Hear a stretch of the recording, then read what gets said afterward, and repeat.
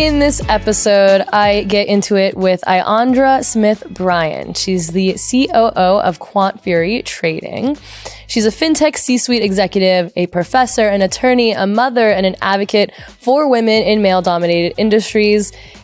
Just a total badass. In fact, this podcast episode is really a treat for you all. It's basically a bad bitch 101 course for ways that you can learn how to thrive over survive in your fintech workplace, whether you are just starting out or you are a seasoned executive like Iyandra. She is giving all of her secrets to success and lets us understand what slay and slaying at work really means. So I am so excited for you to listen to this episode with Iyandra. Like I said, buckle up, grab a piece of paper and a notebook or a pen and get ready to jot down some notes because she has all of the practical steps you need to slay. Enjoy. Iyandra, thank you so much for joining me on Humans of FinTech. I'm so excited to have you. Yeah, I'm like so excited to be here. I'm just excited to really get into our discussion. You know, when we were at FinTech is Femme, that was like, for me, that event was, I feel like I'm still sort of operating off of the energy from that event. It was so palpable. Yeah, I mean, it was amazing. And I think, before we get into your story, I think it really touches on the, first letter of SLAY, which is also an acronym that Iyandra has created. And that's social circles matter. And isn't it wild how one evening of just being around that like femme energy and being around something that resonates with you more than, like you said in your speech, men playing golf and playing foosball and playing ping pong or whatever, and like that's fine, but it doesn't resonate with you. So being in a social circle for an evening with other professionals in fintech where people resonate with you and have things in common with you is it's so energy filling. It like fills my cup. Oh my gosh, it's so energy filling. But one of my favorite books ever is Atomic Habits. I don't know if you've ever read it. No, but it's like so popular. It's the book everybody should read. And I've read it so many times now. And so I like to follow James Clear and listen to his interviews and podcasts. And I was listening to an interview he did this year and I just couldn't believe it. He said, if he had to make any revisions to the book, it would be this new research that he's done that shows it's not IQ. It's not experience, but it's the network. It's the network that propels you to success. And that was so, I don't know. I mean, I was shocked. I don't know if you'd be shocked to hear that, but I was like, really? It's your social circle that determines where you are and where you end up.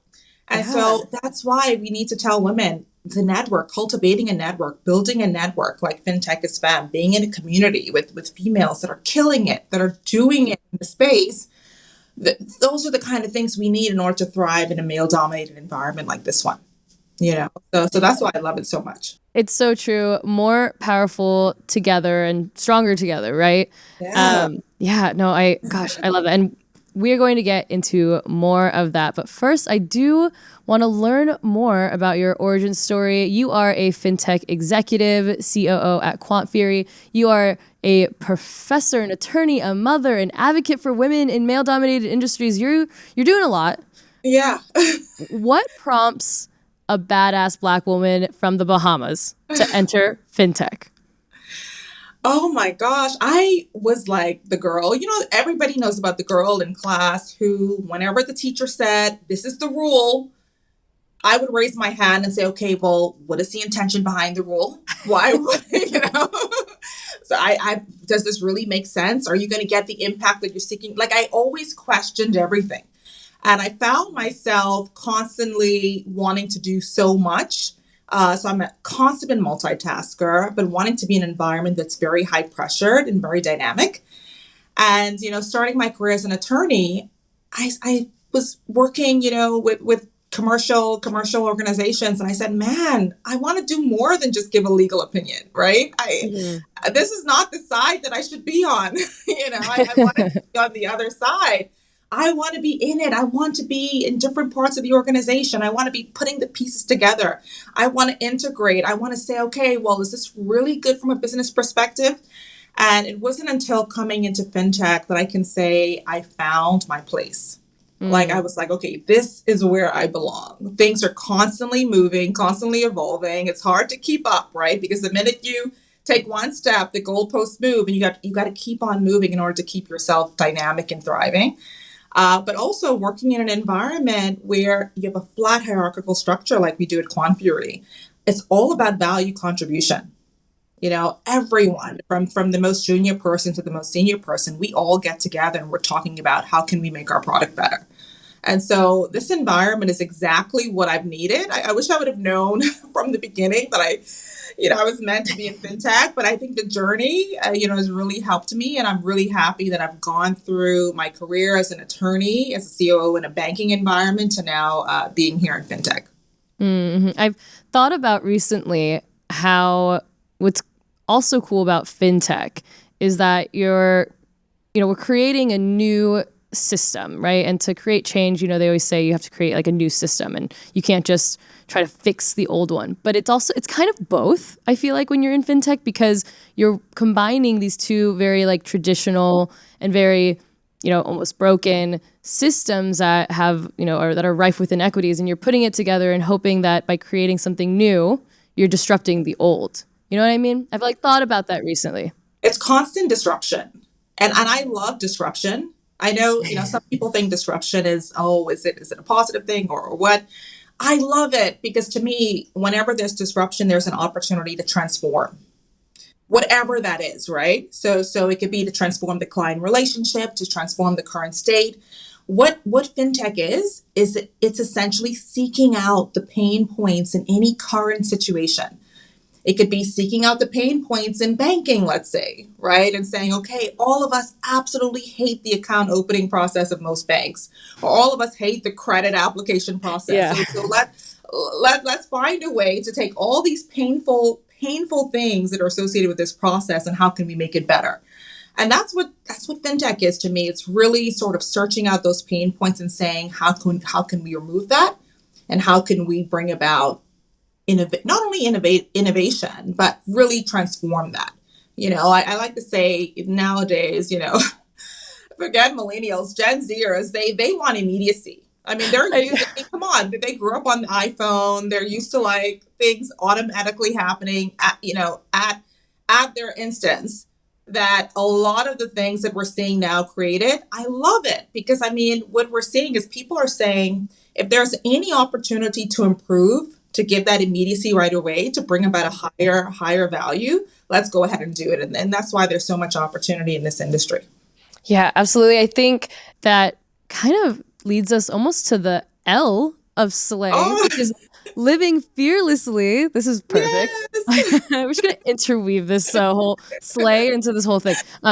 But living fearlessly, because that is I think that's like a living fearless moment for you, right? To say, hey, like I'm going to go into the fintech space despite not being a part of it before.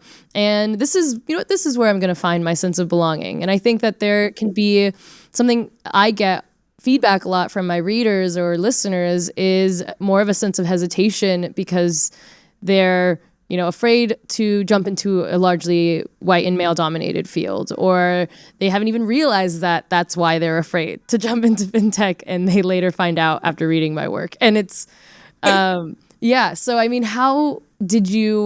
how is it like kind of embodying living fearlessly, but also dealing with, I'm sure some of the more mental hurdles that come with, okay, I'm going to enter fintech. Oh yeah.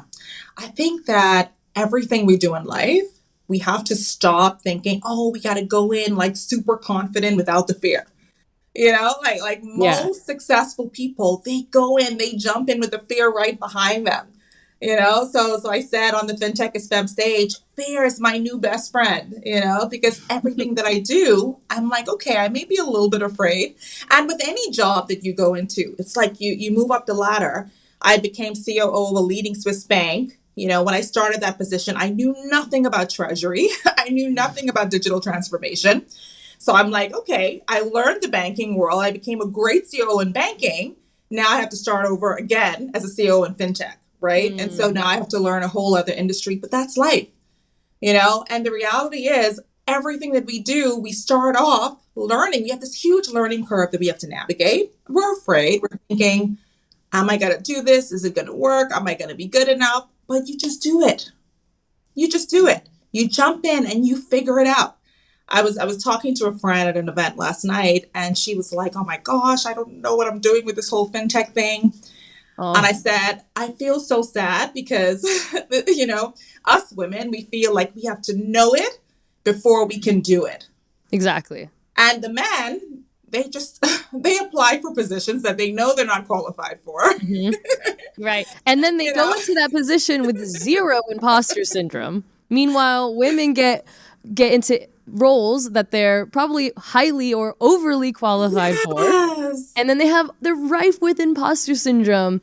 And I saw like the funniest TikTok the other day that was like, girl, stop thinking that you got imposter syndrome. There's a whole lot of dudes out there that have jobs that they are not qualified for that don't even think twice about it. And the thing is right, like the woman, she has like 3 degrees, like all these experience.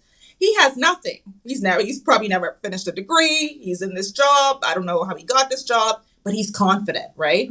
And I'm just like, listen, and I don't like telling people fake it till you make it. I tell them, go into it, know that the learning curve is going to be steep, but know that you're going to overcome it. Know that you're going to overcome it. That's it. And just continue to take the step forward. And I can tell you in this industry, this is the first industry where I've seen, there are a lot of people who will tell you, oh, I just came into the industry a year ago and, now I'm speaking at conferences. So you can do it too. You can do it too, right? Yeah. So I think especially you see that a lot in sort of the alternative asset space like crypto, right? Everybody's just trying to learn and figure it out. And it's totally okay, so don't think that you can't do it. And also, I think one thing I always like to tell women too is we have skill sets. Like there are things that we're great at. I was a great executor, as an attorney and as a banker. I'm going to be a great executor here. I had great ideas then. There are things that are transferable and we have to really believe in those skill sets. And a lot of it comes down to first being aware. Yeah. Write down, what are your gifts and talents? What are the things that you can contribute from a value perspective to any organization, and you can see how you can translate that into a completely different environment like this one. One thing I will say, coming into this environment, I was supported, I have to say, by the team. They knew that I had skill sets that I could transfer over. And I may not have been in fintech before, but I never felt that they thought that I wasn't going to make it in any way. So it was also good too that I had the support of my team to just kind of do it, and a lot of times, Nicole, I'm like I said, I like to ask questions, right? So there's no question that's a dumb question. So I'm sitting around the table, with persons that have worked on this product for years, and I'm asking questions because I need to be able to understand it. That's part of the learning curve. So yeah, just do it. Just do it. Do it with the fear and all, but just do it. Yeah, and I think there's something to like, I love what you said even about just like asking questions and not being afraid to do that, because I know in my career I have felt that, right? You just, especially early on, you want to just do so well and you want to do the best you can and you don't want to seem like, oh, she's asking a lot of questions. Did we hire the right person? Like I think that's maybe the thought process that's going through people's heads. I know it went through mine. And I think that leads to like that authenticity aspect, right? Like it's all connected to each other. If you have the social circle that supports you, then you can live, you have, more opportunities to live fearlessly. And then, you have to also be your authentic self throughout the whole process, because if you're not, then you're just going to bring along these traits that, and one day look in the mirror, maybe say when you have become the COO or the CEO or made it into the C-suite, and you're going to say, who is this person? I don't know who this person is. Yeah. You're not even going to be happy. Authenticity. You have to be you. You do you the best way you know how to do you. Yeah. So my coach, Lisa Nichols, she is incredible. And one of the things that she said that I absolutely love as when she was coming out, just into the industry and speaking, everybody would compare her to like, oh, you're like Iyanla Vanzant, or you're like, they were constantly comparing her to someone. And she said, I'm sorry, let me correct you. If you're looking for an Iyanla Vanzant, I'm not going to be a good one, but I can be a damn good Lisa Nichols. And I love that because if you don't be you, who else is going to be you? Right. Yeah. So don't try to be anyone else. So for me, I want to wear my heels, right? I want to come in wearing my heels. I'm a very personable person, and I don't want to change that aspect of who I am. But you have to really, if you don't know who you are, the environment that you're in could easily shape you or mold you into something you don't want to be. That's why it's so important going into any environment, especially one like this, that you know exactly who you are. Know your values, know what you're prepared to negotiate on and not to negotiate on, so that you go in being your authentic self. Yeah, exactly. And it can be harder, it's easier said than done, right? Like it takes time. I feel like I'm only 28 and I have just started to become like my authentic self by doing this podcast, by doing this newsletter, by, doing things a bit differently than what I, was the traditional path that I was actually on before. And I like that you mention even just something as simple as like, I like to wear my heels or I like to wear my outfits and I like to dress how I want to dress and wear my hair how I want to, or do my makeup in the fun way, because I do think that while one might think that just your outer appearance is like a vanity thing, it really actually is like it's armor. It's expression. It's showing who you are. That's why I like create a mood board for FinTech is Femme so people can get like inspired to be creative with their dress, because I don't know about you, but I don't want to wear another like uncomfy suit. I have my like cute suits, my like my boss suits, but like I don't want to wear another like ugly, stuffy suit that I think is just gonna like rid of my curves and not make anyone notice me. You know what I mean? Like I want to be able to dress how that makes me feel like me, and I think that when you do that on the outside, then it's self-care, like it's self-love. You bring that into everything that you do, and but it's hard. Like I wish there was more I could do sometimes when I do meet someone who is like struggling to live authentically, especially in the workplace. Yeah, it's hard, especially when you're just coming in, right? Mm-hmm. I remember just starting out as an attorney at a very conservative law firm. I can't imagine. And I mean, there was so much tension because who I was, it was conflicting just automatically, right, with the actual culture of the firm. It's a conservative firm. Everybody's wearing the black and gray suits. Nobody's really talking out loud. So, Nicole, you can imagine the first, every Friday, all the attorneys would meet in the boardroom. But nobody really talks, right? Only like the really senior attorneys. This is my first day. And I'm like, oh, I have something to contribute.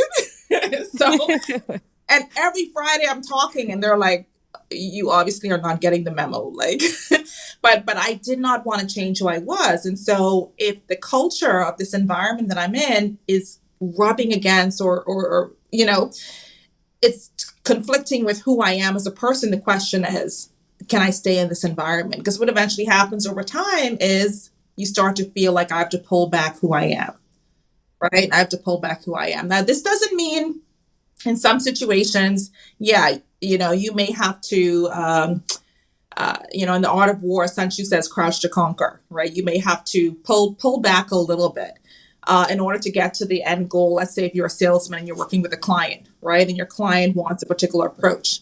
But I have to tell you, if you find yourself pulling back, changing who you are over time, you're going to deteriorate. You're going to become so unhappy and somebody else is going to be driving your car instead of you. And it's not going to end well, right? And so that's why you have to really determine, what is it that I want out of this particular environment? Am I going to be happy here in the long term? If I'm not, I need to start making steps to get what I need to get out of this environment. Maybe stay here for a couple of years to what I can do, but get into an environment that I can be in. and I can flourish and I can succeed. One of my favorite quotes is it talks about, and I don't know it exactly, but it talks about where a plant is planted has a lot to do with how it blooms or something like that.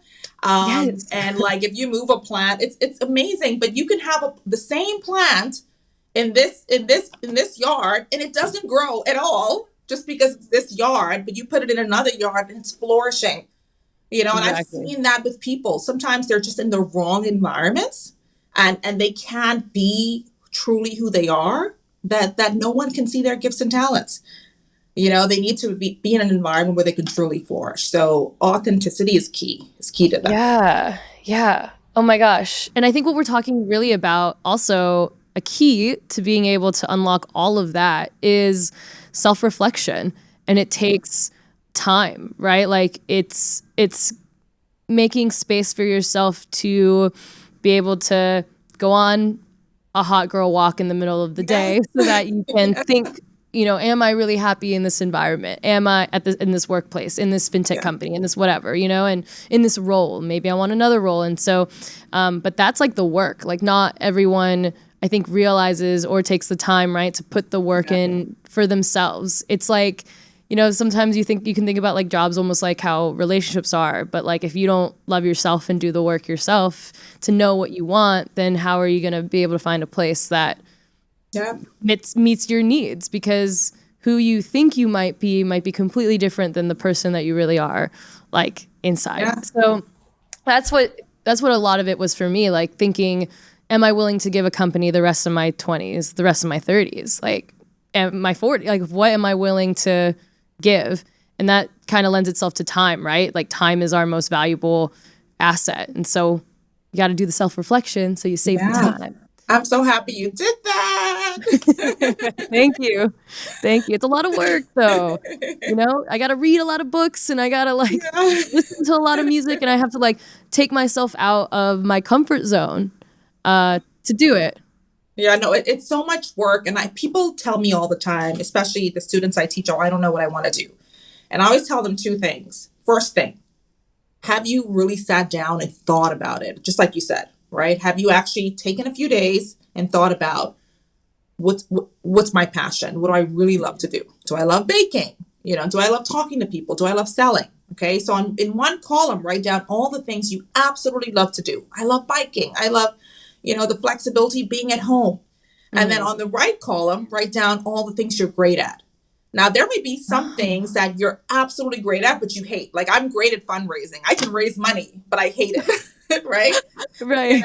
You know, so really dwell on your passions and your gifts and talents and see where they intersect.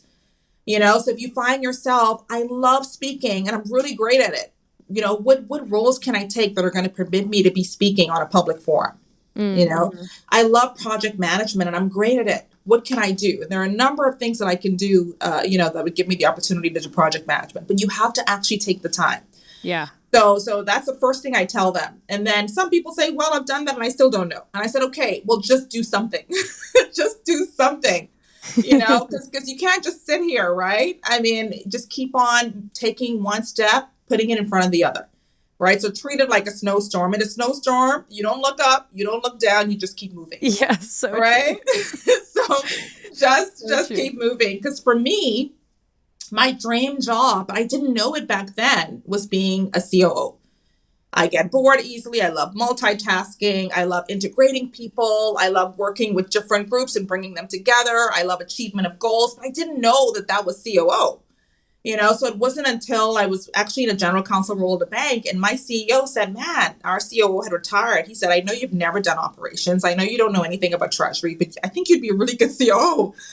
And when I got into the role, thankfully, they gave me an opportunity. I was like, this is my dream job. Like, I'm doing like five different areas. So I have multiple roles and responsibilities. I'm leading projects. I'm integrating teams. But I just had to keep on putting one step in front of the other and keep moving, right? Yeah. And keep moving. Exactly. Yield to life's journey. Yeah. Yield to it.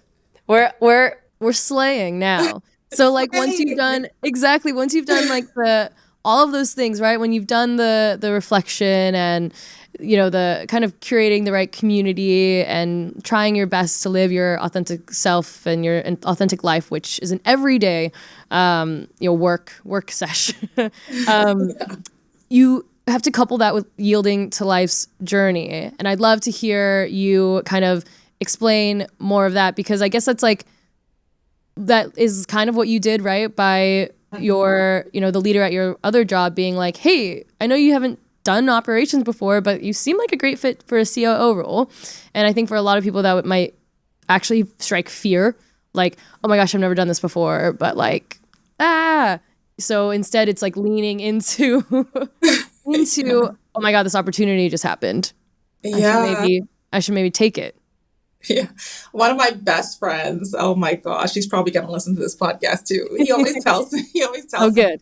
He's Hey, like, bestie. he's like the opposite of me. And he's like, when somebody comes to me and they either give me bad news or they tell me, oh, you should do this, and it's really scary. He was like, oh, if it were me, I would just like curl up and, and just cry. But you're like, do it, So I get that everybody's personality is different, but I always tell people, first of all, a lot of times people will see things in you that you don't even see in yourself, and listen to them when it's positive. Not when it's negative, but when it's positive. If they're telling you, oh, you'd be great at this, consider it, pursue it, and just do it in spite of the fear. The second thing is when you have negative things that happen to you, and I've had negative things that happen to me in my career and on this journey. I've been through it all, right? So I've been through all the lows, through all the obstacles, and I'm so grateful for it. I look back now and I'm like, man, thank God for all the times I failed. Thank God for all the obstacles. And I say that because I've truly developed this grit, this resilience that I don't think I would have, and the environment that I'm in now, that's not the easiest environment. It's a tough environment, right? There's constantly things changing and evolving. And I'm not sure I would have had, the wherewithal, the strength to be able to survive or thrive in an environment like this had I not developed grit and resilience that have been caused through all the obstacles that I've been through in life. But also everything, I was thinking about this again recently, everything negative that has happened to me in my career, I look back and I'm like, oh, I'm so grateful that it happened. Because thank goodness. Yeah, thank goodness. Like when you're driving and you're like so pissed when you come to a dead end, right? Mm-hmm. And you're like, oh my gosh, I have to turn around. But I'm like, oh my, if it weren't for that dead end, I wouldn't be over here in this corner right now. This wouldn't have happened, And I remember there was something that I really wanted and I didn't get it. And I got something else and I said, oh, I got it. Yeah. So the reason why I didn't get this thing, because I needed to have the time and space to be able to receive this thing that was far greater, and you're not going to know it in the moment. In the moment, you're going to be upset. You're going to say, why me? But you're going to know it later on, Yeah. And so now every time something bad happens to me, I ask myself, okay, not why is this happening to me, but okay, what am I supposed to learn from this? What is this trying to teach me? What is the good out of this? Exactly. What is the good out of this? And it's amazing. And I'm going to just say, for everybody that's going through anything right now in their life, you have to know that you're not going to be able to see it, right? We don't have like crystal balls so we can see the future, but you have to know that this is happening for a reason and it's actually for your good. It's for your good. But you just have to have faith and say, you know what, let me take a lesson from this and let me see how I can utilize this later on down the line, or utilize this now and be grateful for it. Be grateful for it. Yeah. No, this is like a welcome to the Be a Bad Bitch 101 class of Humans of FinTech featuring Iyandra. She is giving us all of the things that you need, all of the tools, literally like the toolbox filled with, heels and crowns and lipsticks and beautiful things and sparkles to teach us how to be our best selves. And so I want to ask, because you tweeted something the other day I found so interesting. And speaking of just like being badass women in our seats, I feel like we all probably have someone or many someones who inspire us, who we look to regularly and keep us, hashtag forever inspired, which you tweeted just the other day. that a picture of you, this amazing woman, and it says she is the First Lady of the Commonwealth of the Bahamas, Miss Anne-Marie Davis, but I call her mom. Absolutely adore her. Many don't know because she's been supporting her husband for so long. And please feel free to elaborate further. Will you give us more context around that tweet? No. So I was actually, the First Lady of the Commonwealth of the Bahamas. I just absolutely love her. So, I got to send her this now that we're talking about her. But I call her essentially the Queen Mother, or the mother to our nation, right? So, and what I like about that, and I think this has a lot to do with, when we think about the value that we have to the world. She's actually taken time out to support her husband and his, career with politics and all that. But everything about her, it's amazing. And I was telling her last night, she's a CPA, she's a professional. But to me, everything about her embodies or exemplifies First Lady. And I think that applies to everyone, right? Sometimes things happen in our life and we think we are losing something. Oh, I no longer have the opportunity to work because I have to stay home because I have to support my husband. Yeah. We think we're losing something, but we don't realize that what we're gaining is actually what we're made for. Yeah. So we have to stop with the guilt. And I think as women, we can feel really guilty. It's amazing because I have friends that are housewives and they feel really guilty that they don't have a career. They're like, oh, I don't have any, what can I do? And I have friends that are working and they're like, oh, I can never go on the field trip. But you have to find a way to integrate your life and know that you're doing the best you can, but also knowing that just like I'm looking at, First Lady Anne-Marie, and I was hugging her so tight last night and just saying, I admire every single thing about you. And you may not know it, but everything that you do is to me is so monumental, even though you may not think it. Know that people are looking at all of us the same way, right? Right. So like Nicole, I mean, you're a freaking badass, right? So you have many people, me included, looking to you and saying, wow, at 28 years old, she was able to create this. So it's thinking about what we've been able to do and what we contribute to the world and not what we've lost. Yeah. Yeah. Oh gosh, I love that. And I think that segues perfectly into some of my final questions for you, which one of them is I like to always end on a positive future, a aspirational, industry that we are in, and always remembering that we can move forward in these, positive ways because we're reshaping the culture of the industry every day, being who we are and showing up every day. So if we want to be the change that we want to see, or we need to be the change that we want to see, oh my goodness, I'm just going to restart that one. Yeah. If we need to be the change we want to see, what change do you want to see in fintech and how will you embody it? Openness and authenticity. I think those are the two things I take because they really impact me so much. Sometimes, as an industry, persons looking from the outside in can think, well, how can I even get in? Like, is it possible for me to get in? Like, I don't know. I was speaking at a conference and one of the questions from the audience was, well, I don't even know if I'm ever worthy or could even get a job in fintech. And so for me, I always try to be completely open and accessible to everyone. I want them to see our industry as one that, listen, it can be for everybody. I believe that it's an opportunity for women and persons of color to be able to not only come into the environment and work, but actually be able to be owners, to generate sustainable wealth.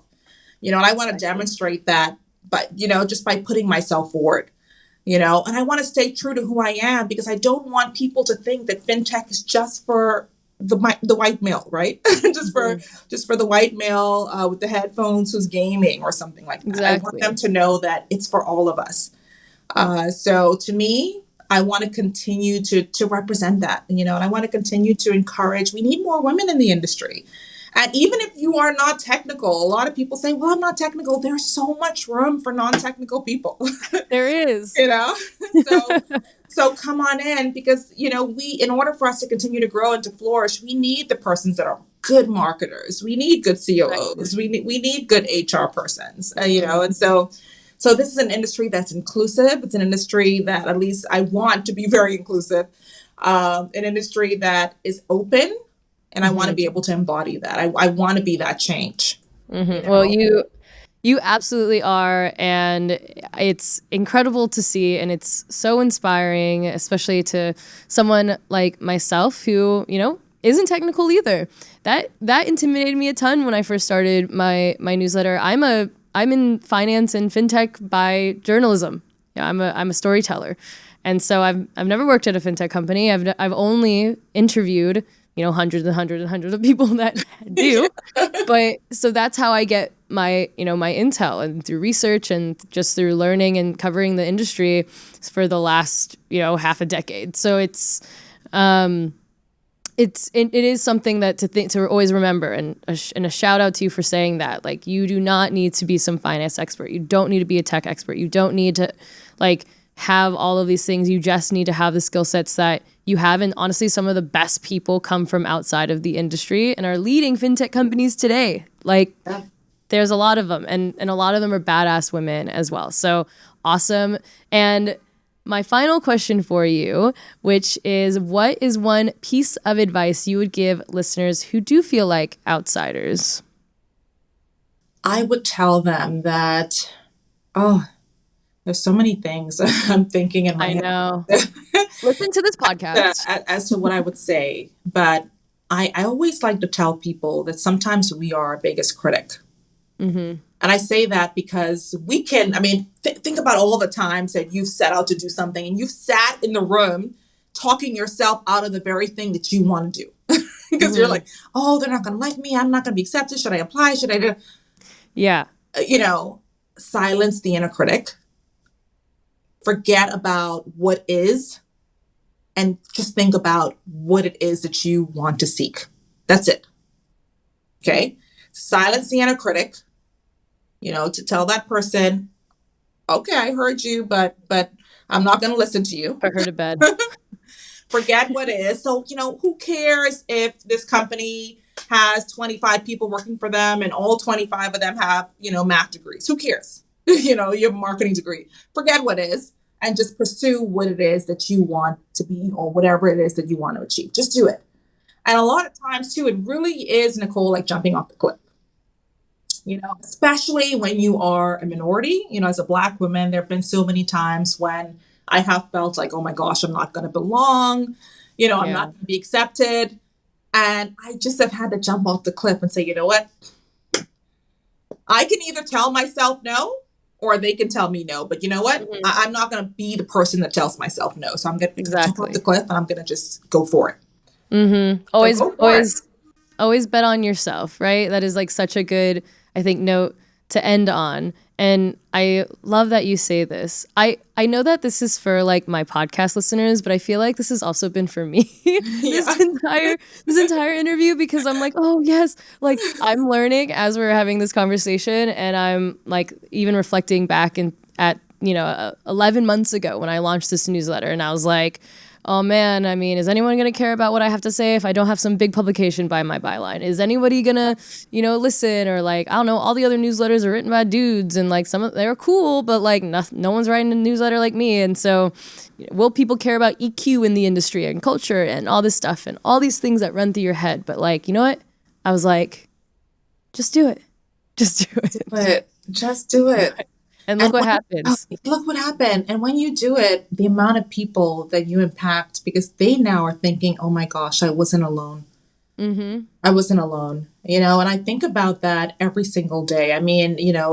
Sitting on a stage at a conference, right, with 1,000 people, and the amount of people that are looking and saying, oh my gosh, as a Black woman in tech, I can do it. So just do it. And look at what you've created, Nicole, right? So I'm happy you silenced your inner critic.